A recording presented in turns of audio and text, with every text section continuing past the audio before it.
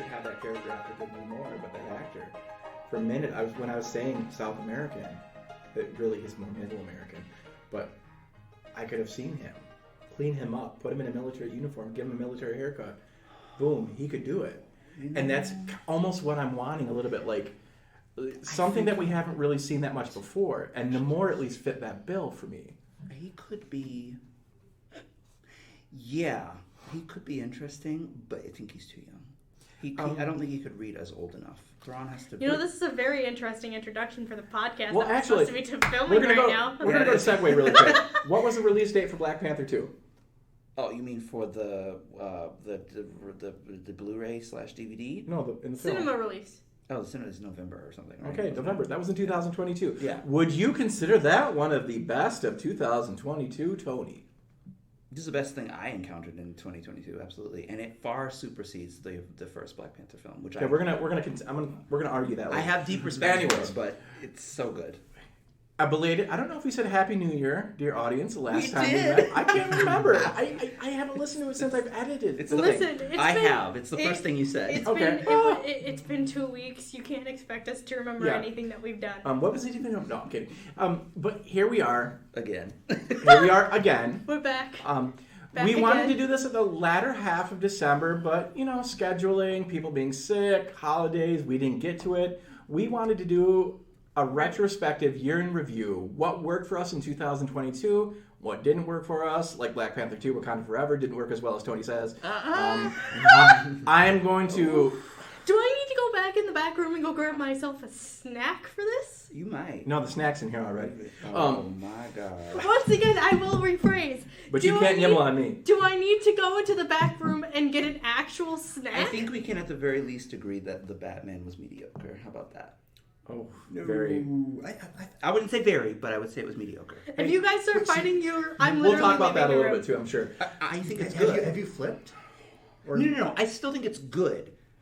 And of live action Batman, okay, I'm going to say something super controversial. I'd like to know what everyone's reading. Yes. Hold on. I'd like we'll to get know. To Thank this. you, Supreme Overlord. Was that a 2022 movie? I think it was, wasn't it? Yes. The Batman, it was. But I would also like to Hold know on. what everyone's I have the reading. conch. I'm going to take the conch.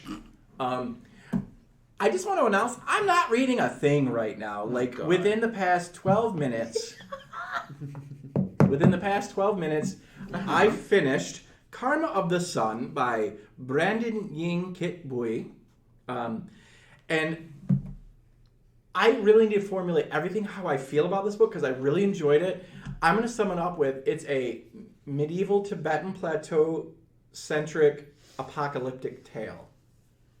Mm-hmm. And I was expecting a little bit more sci-fi. When I first read a synopsis of it online, like a quick one, I was expecting a little sci-fi elements. No, they delve into the fantasy a bit more. I'll talk a little bit more about it. There's this young guy, he starts off, his name's Karma, and they do a little bit of early world building, setting the stage. And one of the things that you learn early on is he only has a mother. His father, 10 years prior to the beginning of the book, left, and he's viewed as they have pariah status because the disgraceful father abandoned the mother and son to fend for themselves. Mm-hmm. Well, the emperor of the land comes out of the woodwork and says, nah, that's not exactly the truth. Your dad was doing this for us. So next thing you know, this Karma, he decides to set out on this little quest to go maybe find his father or even finish his father's work. And he may or may not... There is some revolution, like Black Panther, ancestral plane-ish kind of things happening here. There is some dialogue he has with his father near the end of the story. I should have... I feel like that's too much because it's a really good moment. But there's a lot of stuff going on in this that at the beginning I thought it was kind of... With his journey, and as a Sherpa, as his journey, the way it was kind of unfolding, made me think, oh my gosh, Paulo Coelho? Yes. Okay. The Alchemist. Made me think about that a little bit. And that still remains, but it is distinctly more sophisticated than that. Okay. And I'm really fond of it. I think of all the recent books I have reviewed, this is probably my favorite that I've reviewed yet. Whoa. that I'm going to review. That's big. And I'm going to move on next pretty quick within probably a day. The Undying Stars, which we were talking about back there. Oh, yeah. But currently, nothing. I'm playing Ghost 1.0 on the Nintendo Switch, and it's a very cute Metroidvania. Which, if you don't know what a Metroidvania is, look it up. Who's next? Oh, put the book you're reading down, Supreme Overlord, and tell us what you're reading, because I can't read it. The book that I'm currently now halfway through, because I was listening to all of you argue for the past 10 minutes. So, the more you do that, the more I get to finish this book. So this is called The Savior's Book Cafe Story in Another World, which sounds like a mouthful, but it's really adorable. Mm-hmm. So basically, the main character, she's 33, and she's an office worker, so she's an actual adult in this book. And all she really wants to do is read books. I'm not kidding. This is our very own Jen Noble personified into a book. Nice. All she wants to do is read. Shout out to Jen, by the way. Jen who? I'm going to throw you out the window. Anyways. She who must not be named, our dearly departed. Shh. Anyways... So, she has this little floating orb, and this floating orb is telling her that she has to be taken into another world and become the savior of it. And she's like, well, I don't want to do that. I just want to sit down and read it. I don't want to do this. I'm too old for this. She's literally teenagers are the ones who are doing this. I'm 33. I should not be doing this. Why are you putting me here? Yeah. And he's like, well, I mean... you could always just go there anyways because, I'm going to force you to go there. And you could just kind of do whatever you want and be there as backup for later. And she's like, okay, but can I have a cafe? And the little floating orb, because I don't know anything past this, the little floating orb is like, you know what? That's totally fine. You can have a little cafe. She's like, great, I want to be able to put whatever I want in it and learn all the defensive magic so that way I can just kind of have my own cafe and do what I want. Mm-hmm. She wants absolutely nothing to do with the world. She just wants to go in there, leave her office job, and have a book cafe. That's it. That's all she wants to do. I like her. And so they've taken her to this world and she's created her little cafe. It's adorable. And currently she's in this militaristic world, so I don't really know much about the militaristic world yet, but her job is she's supposed to be restoring harmony. Okay. But granted, she just really doesn't want to do that yet. She's just like, I want to read this book. Yeah. So she literally gets a search bar and everything that she can search up whatever book she wants and put it on the shelf for people to read. It's really adorable. And then I'm also, last episode I said I was reading a book called Solo Leveling. Well, now I'm on book 3. Nice. The first two are pretty good then? Yeah, actually. Considering I bought 3 and I'm gonna buy 4 in the next couple weeks. Nice. Okay. The whole entire premise is the main character Jinwoo is he is a hunter, and so they go into these little dungeon crawling things in the real world that they can go into. They dungeon crawl, they beat the boss, they get these little crystals, and that's their currency, that's their money. They get one because this is Korean, it's won. But they get won back to pay their bills and do all this stuff. It's a job like anything else. Yeah. He's the lowest ranked, so he always just goes in and basically gets really injured, but he's doing it so he can pay for his mom's hospital bills. Well, he goes into a whole entire dungeon with people, and the whole entire thing just goes wrong, where basically he is one of the very few left standing. There's 4 people left from a group of 20 who go into this dungeon. And he's the last one in the room when everything finishes. And he gets this extra power where now all of a sudden he has an HP screen. He has these daily tasks he has to complete. He basically becomes the gamer type person. And he has to level up to be able to reach his higher goals. But the fun part is when they test him to see if he's gained a level in his hunter skills, it doesn't register that he's gained any skills whatsoever. So this is something completely different, and he just doesn't know what exactly is happening. And so he decided for the second book to go into another dungeon to try to see what he could figure out after going through and leveling up a bit, and to see what level he's at after going through this. He goes in with a group of people called the Strike Team, and they end up trying to leave him and the other new guy that's with him for dead in there, so that they can be eaten by the giant spider. Sorry, Tony, that is currently in the room. And Jinwoo defeats it, and they come back to try to like get all the stuff back, and they realize, oh, they're still alive, so they try to kill them, and that doesn't work out very well. So him and the new guy are gonna try to make their own like little like guild together. Okay. And they're gonna be the only 2 people in it, but joke's on them because one of the people that they killed in retaliation, like to survive, his older brother is one of the top hunters in the United States at the moment and has just found out that his brother died and who killed him. So now there's gonna be a problem, and that's all I've gotten to so far, and book 3 probably will elaborate on that more. Nice. And it's all in color, and it's fantastic. Oh, cool. Nice. Anyways, Lord Ish. That's me. That is you! Congratulations! Yay! You know your name. Like I said last time. That was a great book. Oh, I'm sorry. Wait, what? Yeah, so what are you? Anyways, so I'm not reading one thing necessarily. Sure. Oh, right, because you're into the philosophical... Yes. Like I mentioned that I was putting together a small library of that stuff. So cool. I've been jumping around to like different, selections from different people and whatnot. Who are you enjoying? Who am I enjoying? Yeah. Not the analytic philosophers, because that's boring as heck. Okay, sure. Yeah, I mean, it's interesting, but sure. I know it's very technical. Oh, okay, yeah. And although there was a good book that I did read all the way through called The Age of Analysis. It came out in the 50s, so it was like when all this stuff was starting to... It's about the conflict between like the analytic philosophers and the more wiggity-woogity continental philosophers Sure. Of Europe and stuff.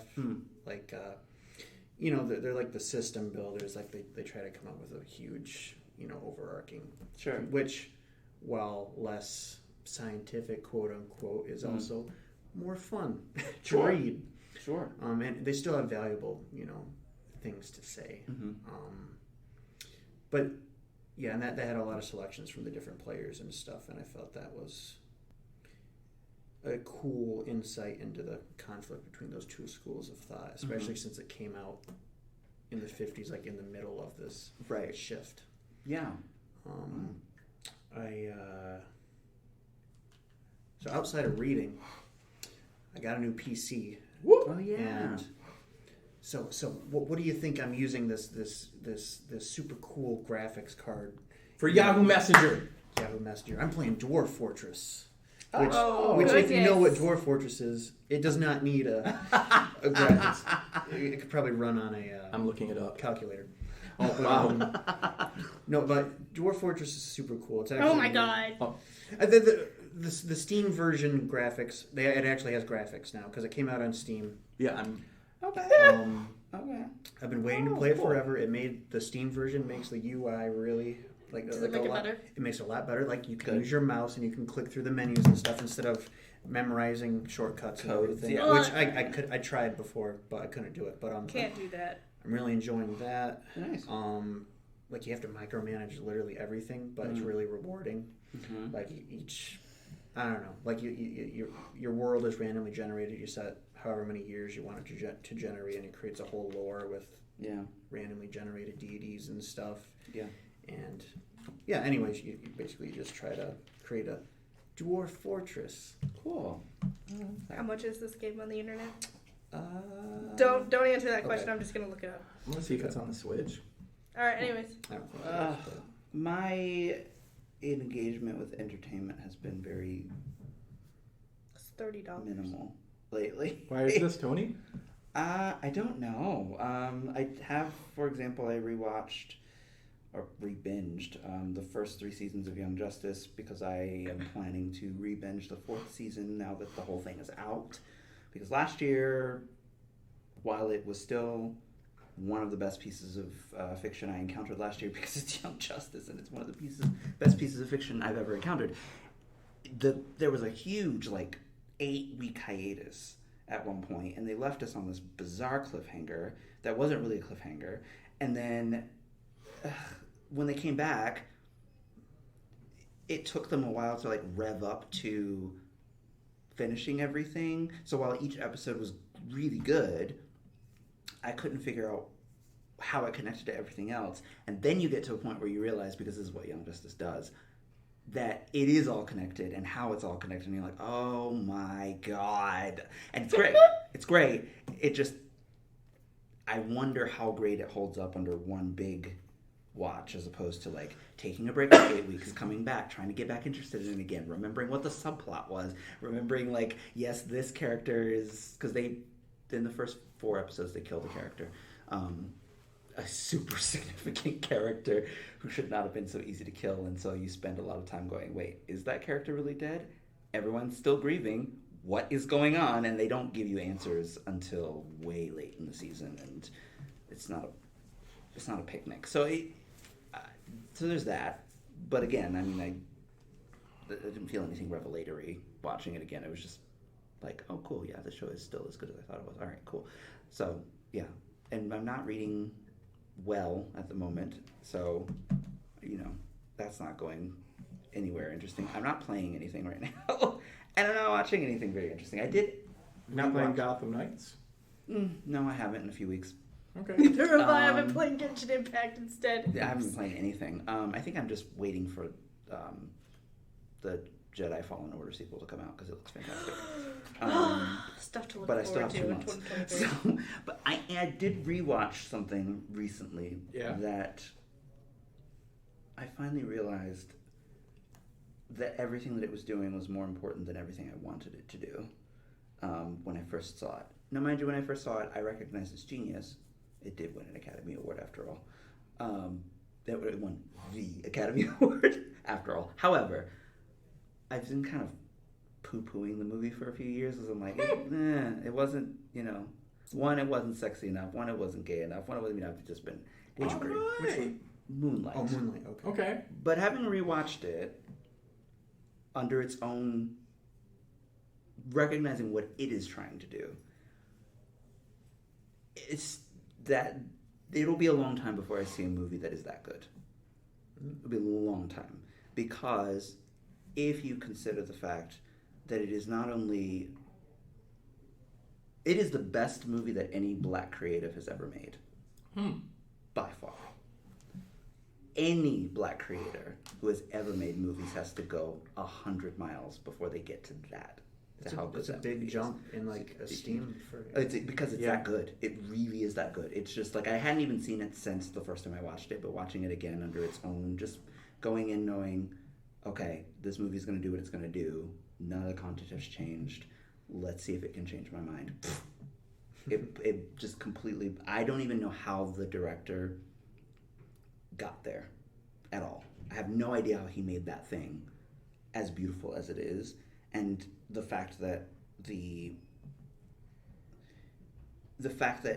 in comparison to any other piece of black media that has ever been made by a black director, and I'm including all of Spike Lee's work, they all have to meet Barry Jenkins. Okay. At least with Moonlight. His other work, it's still under review. I still have to go see what he's doing. But that movie it's unbelievable the things that he was able to achieve. I'll have to give it a rewatch. Yeah, I watched it and it was good, but I thought it was overrated. But maybe I'll have to. I think what I had to recognize that I didn't before is that if you think of this just in the context of like Hollywood movies, it is doing something with black male characterization that we've never seen before, and it has nothing to do, and maybe a little bit, but it doesn't have anything to do with the fact that the characters in question are gay. What it has to do with is you've never seen such softness.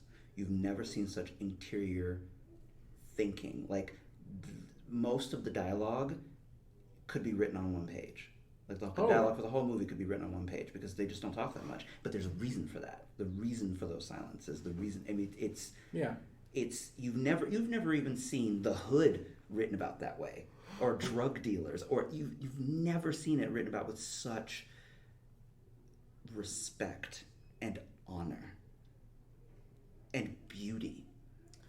I may have to go. I haven't watched it yet. Yeah, the structure of the movie itself is interesting. When it jumps, Yeah, And even music. I mean, the first time that I watched it, I recognized that the music he chose a film score. Oh, at the very beginning. Yeah, he didn't choose. I mean, any other black creative, Spike Lee included, they go straight for hip hop. They go straight for jazz. They go straight for black people's music. Not him. He went straight for a classical score.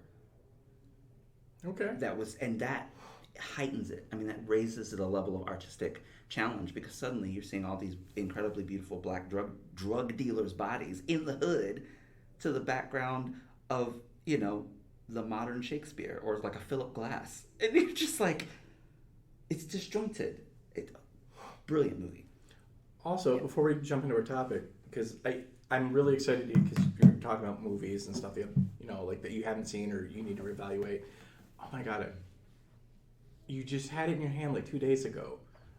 Queen and Slim.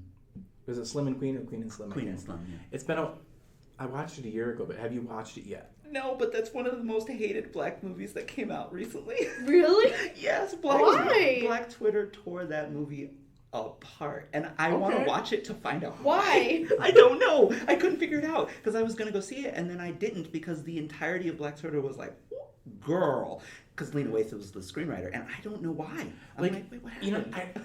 I think I walked out of it, and I didn't walk out. I didn't go see it in the theaters. Aaron brought it home, and that was a film that I'm okay. I kind of like it. I think. I feel like I liked it upon viewing, but really, would I ever go back and watch it again? Never. Okay, yeah, I don't know. I mean, I want to see it because I was I'm still intrigued. Somebody posted the other day on Twitter. They were like, most beautiful or best black movie that you've ever seen. And of course, I'm like, why are you trying to goad people into saying Moonlight? Like, come on, be real. There were some people who were like, Love Jones, and I'm like, girl, bye. Like, seriously, Love Jones is easily mediocre. Yes, it made us all feel good about ourselves, but come on. But anyway, and there were some Spike Lee movies, but the first person to respond was like, Queen and Slim, and the person was like, you're fired. So literally, the black community as a whole on Twitter was just like, this movie is garbage. And I want to know why they feel that way. I don't know. Actually, Daniel Kaluuya. I think that man. I love that man. He's so good. He was in, by the way, I had to watch Nope again. Nope is great. Is it? Okay. It was weird because I really enjoyed it, but at the same time, I'm like, I need to watch that one. They had pacing issues for me. So that's a 2022 content. So would you say that was a top one for you for last year? Oh, yeah. Yeah, it's not the top. It's up there. But it's up there. I actually haven't seen that many films from last year. Really? But of the ones I have seen, it's up there. I think it's his best movie. I think it was most well-earned title. Yeah. How it gets it. Nope. Yeah. Okay. All right. It has one of the scariest scenes. Overall, it's not really a horror movie, but it has one of the scariest scenes of the year. Was it the past TV show scene? Oh, okay, two of the scariest scenes. But I was thinking when he's driving towards the house at night. Oh my God. Yeah, I don't want to spoil anything. I need to watch it again because I liked it, but I'm like, it was good, but not great. And I really wasn't a fan of Us. Oh. And I felt like this redeemed him in my eyes. I know. Everyone feels that way about Us, and I fight people over this all the time. That movie is It has good stuff. So good. I liked execution was good, but needed conceptually is better. It needed to be they needed to leave it in the oven for a few more months or something. I completely disagree. I think he would have overcooked it. See, I like a little red on the inside. Yeah. I think the thing about Us that makes it significant for me is that it's supposed to be just strange. Even the aspect of horror to me was not its point. It was not supposed to be scary. There's some jump scares that are like, but then they're lazy. But the rest of it it's this complicated expression of pretty much wasting the viewer's time. Like, if you're overthinking it, you should not be overthinking it. The movie punches through every one of your theories, even as you're developing them, because the whole point of it is to recognize that maybe America's obsession with, everything is just a waste of time. Yeah. And I love that movie sort of just takes air out of everything that you could ever think that it was supposed to be about, which is the exact opposite of Get Out. Get Out, right, is very obvious. It's supposed to make you think all of those things. You could very well be right, and your wrong. interpretation is valid. But what I got from Us, not to linger on Us, but what I got from it was it just could not make up its mind on what it was trying to say. But if there was a sense of import that I feel like Jordan Peele was trying to put into it, but it never coalesced into anything worth talking about to me. I think that most people feel that way, which is why your take's interesting. Yeah, I just realized there was a point at which I don't even remember which point of the movie I realized this, but there was a point at which I was like, I will not enjoy this until I stop thinking about it, and then I realized, and then I was like, pound for pound, just like, oh my god, this is the coolest thing I've ever seen. Mm-hmm. And the person I was watching it with, as we left, I was like, what do you think of the movie? And he was like, was he trying to say something about capitalism? Because I don't think he said what he thought he was trying to say about capitalism. I'm like, you overthought this. Funnily enough, I didn't, and I had a great time. I just thought it was an interesting, and I love, if you're going back in time to like what is it like? I think it came in the late 70s, early 80s. Pinhead, Hellraiser. Thank you. I like this weird cross-dimensional kind of thing where there's like a different little mirror dimension of whatever, of tortures and things like that. I like things like that. Yeah. And it's interesting, when I walked out of it, I'm like, there are things I liked about it, but I like Get Out better. I think after having distanced myself from Us, yes, I am a bigger fan of Us. Like, if I were to pick one up right now and watch it again, eagerly I would watch Us versus Get Out, which is still good, don't get me wrong. It's good, it's just uncomfortable. Supposed to be. And I don't know, that was... Nope was very different. No, it's but it was good. It's he got a large budget for it, and this is like one of the few cases when I feel like, yes, give him more money, because I feel like he does a lot of stuff with it. Okay. And no, it's not a horror movie. It's an adventure kind of thriller, whatever you want to. It's genreless, really. But okay, I do have a question. Sure. Because not for you.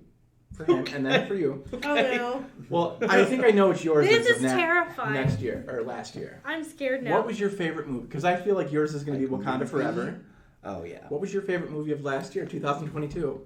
Cream of the crop, top. I made the prediction immediately after I saw it that nothing would supersede it, and nothing did. And you were right, yeah. And I was right. There's stuff I still have to see, but Everything Everywhere All at Once. Yeah. As someone who loved the director's previous movie, Swiss Army Man, and was eagerly awaiting... Oh, that's right. I forgot that's his. I was eagerly awaiting what they were going to do next. Not only did this live up to that, I prefer it.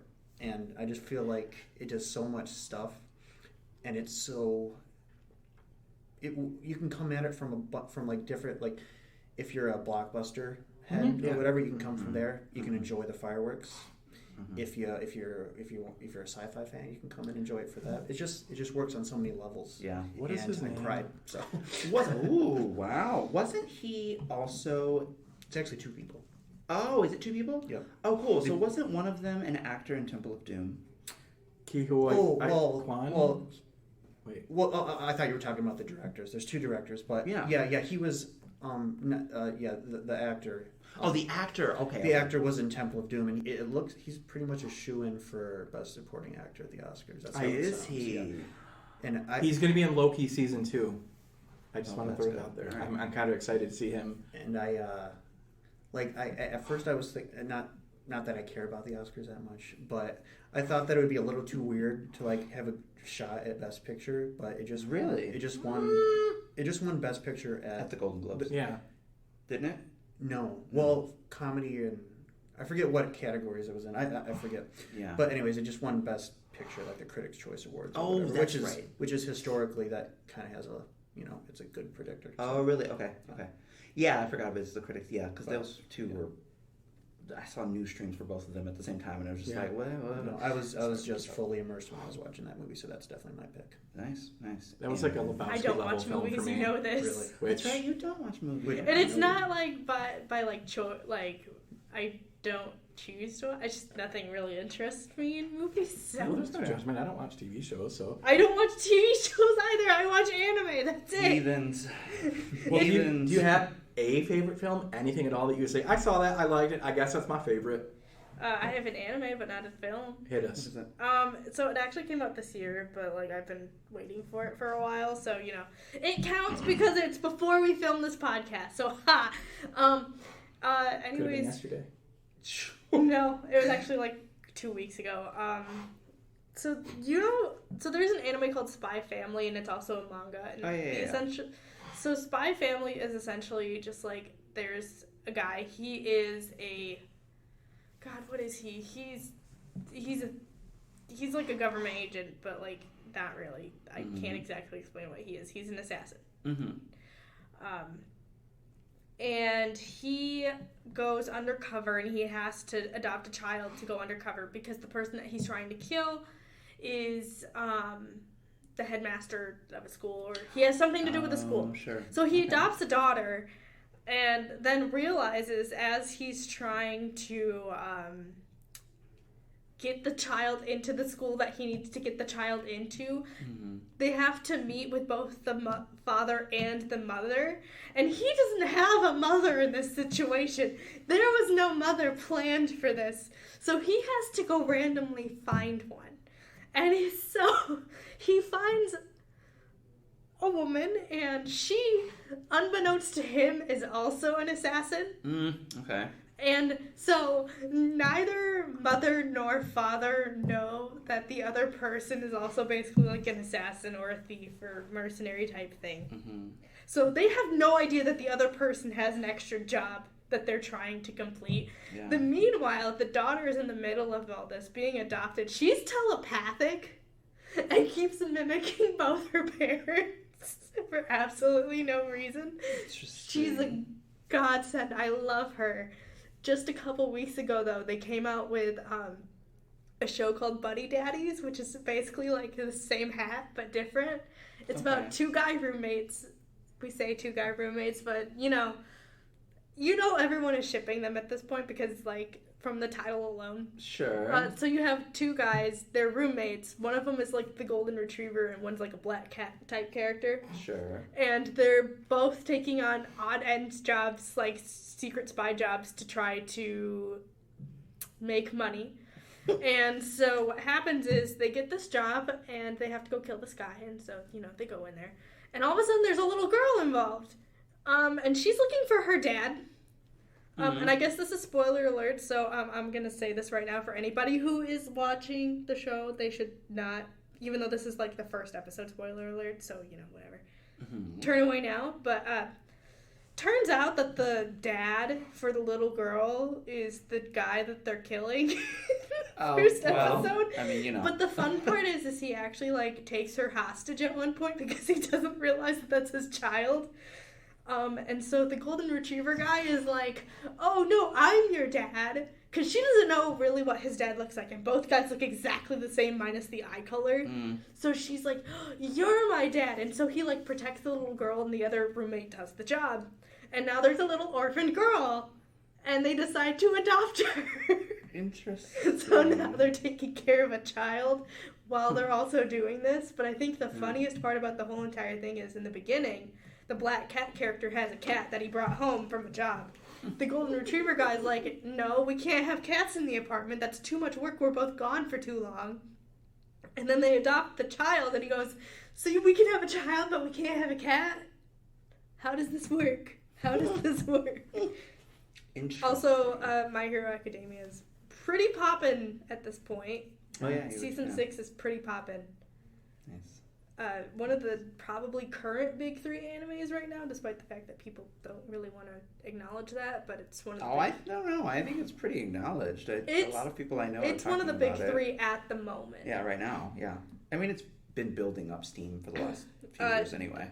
No, the manga is unhinged, and I am worried because my favorite character is not on any of the panels, and he has not been for the past, 5 months.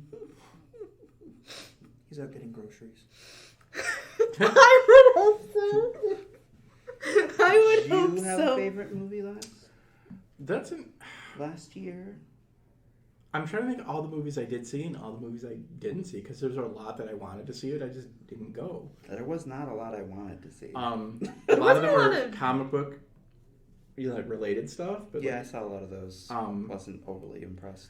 Ooh, Bones and All, close second. Oh, yes, that's you my did. second Okay, favorite. yes, Anyway, I need to watch that. No, I definitely like Everything Everywhere All at Once. I'm gonna like ride high on that one because yes, again, cannibalism. Yes, like walking out of that. He just dropped this Who's today. Weird Al just dropped a New music Weird video Al. today for a song that's 24 years old. Oh, I guess it's not new then. Oh well. But it had a Lebowski vibe, and it was something I said to you a second ago. Yeah. I walked out of there. I walked out of there. I didn't see it in the theaters. I saw it at home.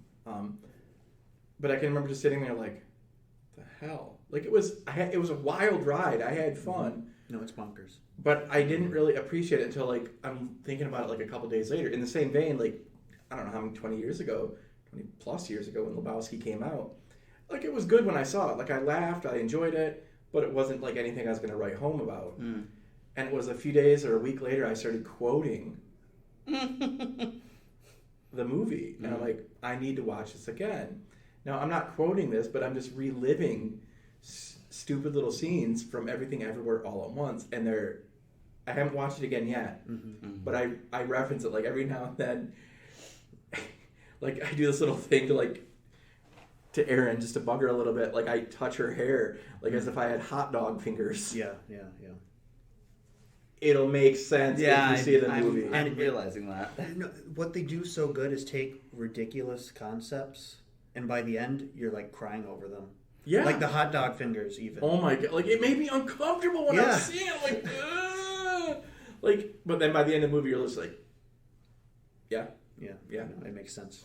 Interesting. It's they're like every now and then they get this little like thing where they have to like universe jump within the movie. Mm-hmm. Like they need to borrow the skills and abilities from another person, like a variant within another universe. But like they'll get the little click. Okay, smash your head against a Sprite bottle. Bam! That's how they trigger the universal shift. Because they're like looking at all the probabilities. They're trying to find something like what would trigger. Yeah, it's just so weird, and it's great. I don't want to build it up so high that give it 10 I think years. It's overrated. Okay, listen. So there's actually Andor, which is something I left off my list because that's a TV show though. That was I know, but it still was not on my list for some reason. Andor was of all the things that I enjoyed last year, that was the best, without question. No holds barred. Nothing last year. Yeah. Nothing at all. Despite my love of Wakanda forever, nothing was going to compete with Andor. Nothing could have even tried that. Oh my God. One, because I didn't expect for it to be that good. Like I expected for it to be,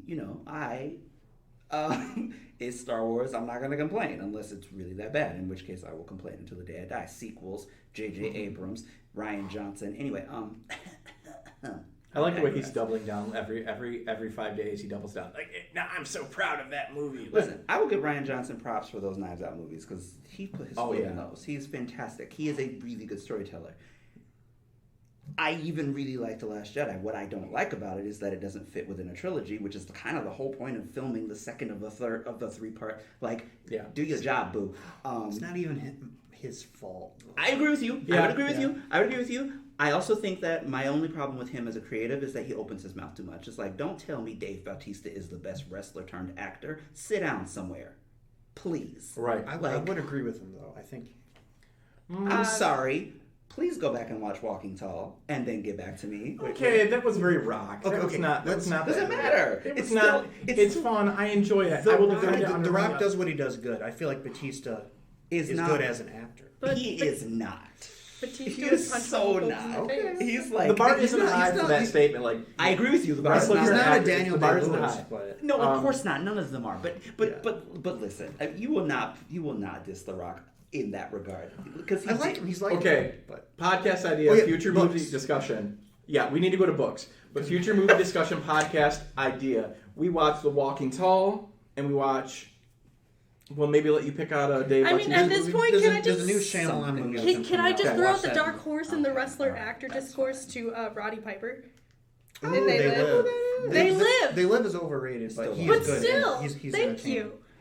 I just have to throw him into the. I have to throw him into the. I don't know who it is. Okay, I was if feeling. you saw it, you'd know. Sorry, I was feeling the book thing anyway. We needed to shift away because we're really going, hard on movies. But Grant, I think you want to talk about books. Oh, I was just thinking. You were saying books a second ago. No, yeah, I was just thinking because we work at a library, and it's almost 4:50. It is. Oh, come on.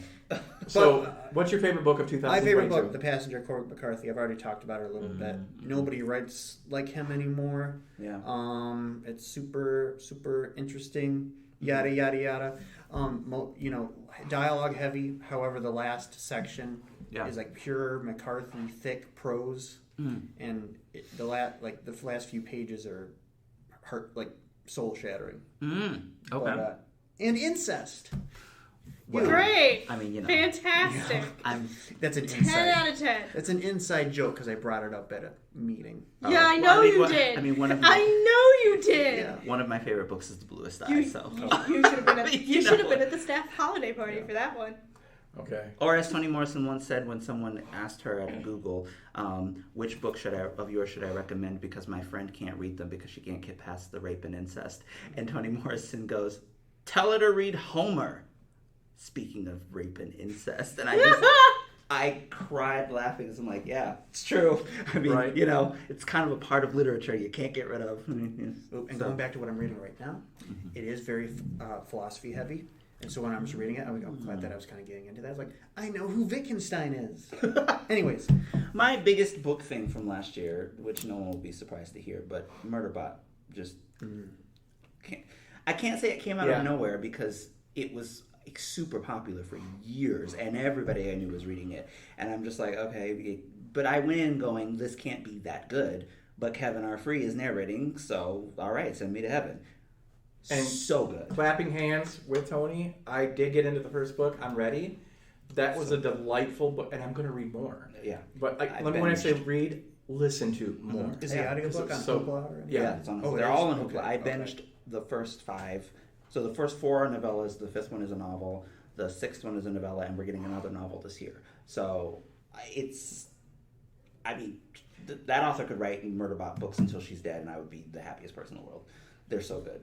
Do you want to plug the Staff Picks book? That's your pick. The Staff Picks book club. So if you haven't gotten it yet, come in and get your Staff Picks book club. Because Thursday, the 23rd, I can't count. I think 26th. Oh, Thursday the 26th at 6:30. We are going to be discussing the first Murderbot book, All Systems Red. So good. The sequels improve upon it, so it's hard for me to think of the first one discreetly. But it's a solid adventure. It works, and the rest of them, like for me, the first one was a 4 out of 5, and then the rest of them, 5 out of 5. I mean, stacks and stacks, including the one that really irritated the crap out of me. It was so annoying the whole time because nothing happened the way I wanted it to, and yet by the end of it, I was like, "This author is a genius. I hate her. Like she's so good." Martha Wells, right? Martha Wells. She's fantastic.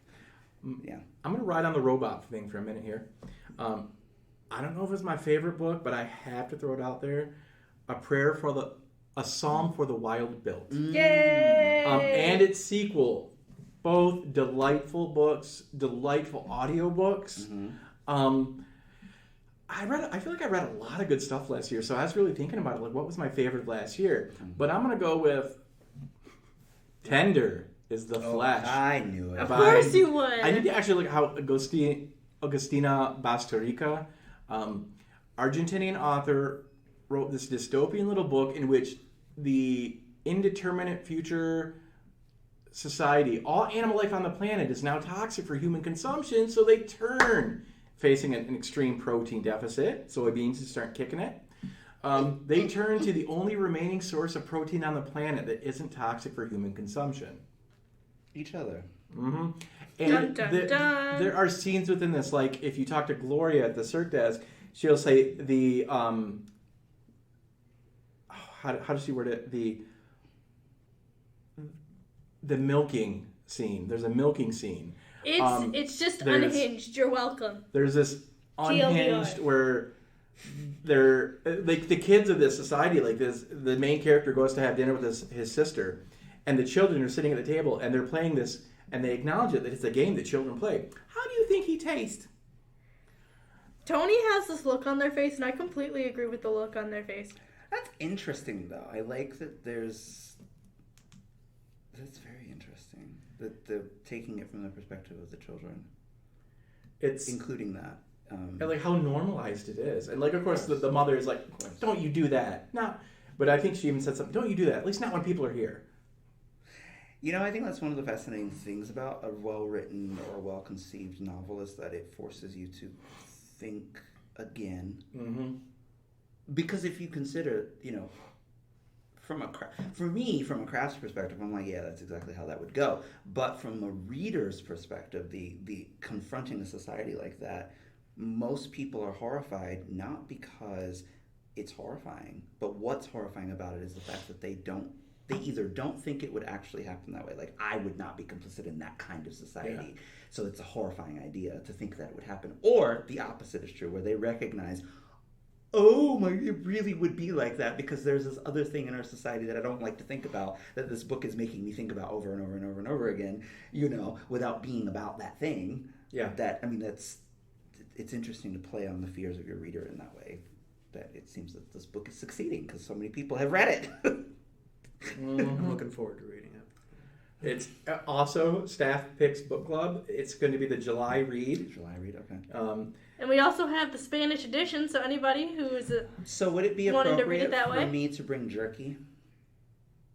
Bacon? Absolutely. Do it. We're going to have snacks. Do it. Snacks! Meaty snacks. I mean, I'm just saying, you know, in the D&D session last night, they were trying to decide, I had to have them roll D20s because it was such an argument about whether or not the mermaids that were delicacies in this fictional city that I made up. Literally, it's one line where it's like, okay, this fictional city has, you know, famous fish markets because it's a metropolis that takes up a huge amount of coastline. Did they have to roll to see if the mermaids were part of the delicacies? No. I wrote mermaids are a delicacy, and because it was a great way to introduce a sort of tyrannical government about magic, right? Like, did they have to roll to decide if they taste like chicken? No.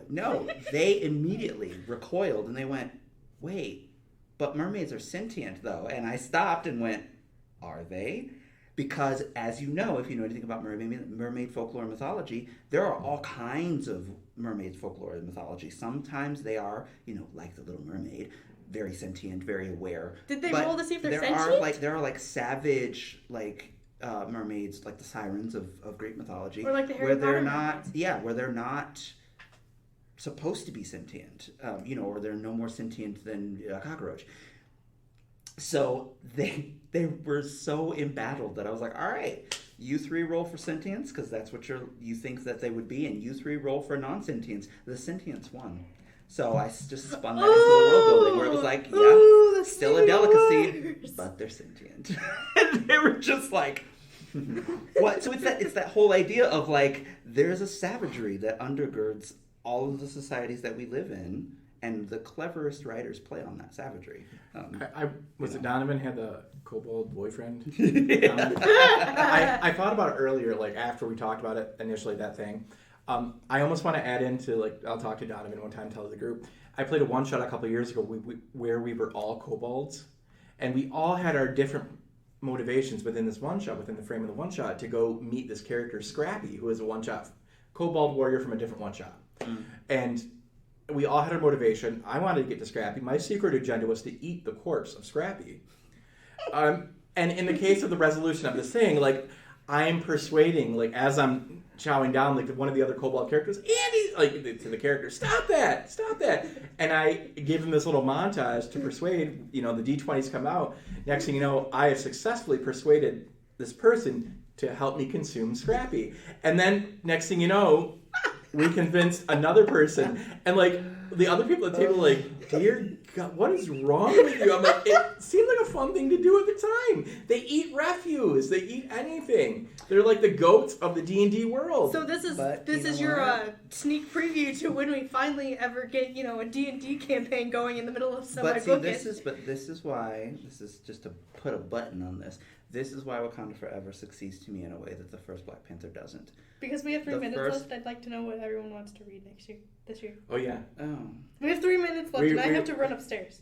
Yeah, I this have is true. a huge list, so I'm trying to think Pick of what one. the most excited... Okay, yes. The new Brandon Taylor novel is coming out this year. It's called The Late Americans, and I love Brandon Taylor anyway, but there's a sex worker that's a central character in there, and I'm like, millennial sex workers need to be in fiction because that is the strangest job, and I need to know what you think. So I'm like ready for that book, but I have to wait until July. Thanks, Brandon. There's a good film that tackles that I'll tell you about after. Please. It's good. Yes, excellent. Okay. That Aaron's is soul leveling. It's gonna become an anime this year. Oh, nice. So I'm trying to catch up so I can So still watch it and be caught up. Okay. Andy, what's your That's- big... we were kind of talking about this a little bit. Like, there's not a lot that I can consciously am aware of that I'm looking forward to in the next year. Okay. Because like sometimes the month of I'll pull out the book page and I'll look at I'm looking forward to that, and then I'll forget about it because I don't immediately write it down. Sure. And then I order it and Andy steals it anyways. Movies is kind of a thing. Yeah, I There, don't know anything this year for movies. Ant-Man 3 and Quantumania. Yeah, Just okay. because of the expansion to the weirdness of Okay. that, I'm looking forward to that. I hope it's the best of the Ant-Man films, and I'm hoping it is. I just want to say I like Paul Rudd well enough. I love Pablo. Jonathan Majors, though, right? I will go anywhere just to see that man doing anything. Oh, and I will say, for video games, Breath of the Wild 2. Oh, that's coming out next year. Isn't it this year? This year, sorry. Yeah. I love one, and I might revisit it. Okay. Pretty That's soon. right. I forgot it is coming out this year, isn't it? Yeah. Yeah. Great. I really want to read the new Bret Easton Ellis book. I wondered if you were looking. The forward to reviews are pretty stellar They are. across the board, which I is ordered it. interesting because his last one I did not like. that. And neither did anyone I else. mentioned how much I did not like it on one of our first episodes. Yes, you did. Yeah. And I also want. It technically came out last year, but I want to read Annex by Blake Butler, who is probably my favorite new discovery of last year. Oh, okay. He just has such a way with like tearing down language and rebuilding it in his own twisted way. Like it like 300 million years Finnegan's Wake levels of. Interesting. Okay. All right. Goodbye, That's- I'm- Okay. But yeah, those are two books that I'm really looking forward to. Okay. Cool. Are we going to pull one out of the jar? For just us three. Yeah, okay. Oh, sure. Why Let's not? do it. Let's do it. Secret smack. All right. WYR, have all the time to read all the books you want. Oh, would you rather have all the time to read all the books you want or the money to buy all the books you want? That is the meanest question in the world. I want the time. I want the time, Personally. because I don't need the money. I have a library. I mean, That was actually Yeah. an easy one. That's Yeah. pretty easy. Yeah, you can get most Although- books for free. So. Yeah. Right. Although, all the books I've ever wanted or will want, that's a lot of money. You need That a market, you need a house to contain them. Though. I was gonna say, like a no. large- It said, it just asked for the money to buy all the books we want. That doesn't mean we got to spend the money. That's Once true. books. That's true. Yeah, but honestly, I mean, if you're sticking to the spirit of the question, I guess you have to spend it on books. But if you're going to play, 4D chess, like but here's the thing: I don't ever want that much money because then I'd have to make sure that I'm tending that. Are you money. kidding? I'm still Forget it. angry that person in Maine was the sole winner of that $1.35 billion. Uh-uh. Like, I'm mad at them for stealing it from me. My baby needed shoes. I only got a baby. Spoiler alert: it was Stephen King. He Was it? No. Oh, okay. No, the older I get, the less I want to make that much money. Absolutely not. It's too much. Like, why? For what? I'm one person. Like, and then I have to deal with all these people who suddenly think I'm interesting because I have this much money. I don't think so. Forget it. Let me not be broke, but let me stay, a little bit above the poverty line. I'll be all right. Just eat well. Right. Like, I just. Anyway. That was a pretty good question, though. We'll have to ask. We should get back into the groove of pulling stuff out of it. I might even use that on. I'm going to turn that into a social media content right there. That question. That's a good one. It's a good one. Yeah. And it could even be a way to a roundabout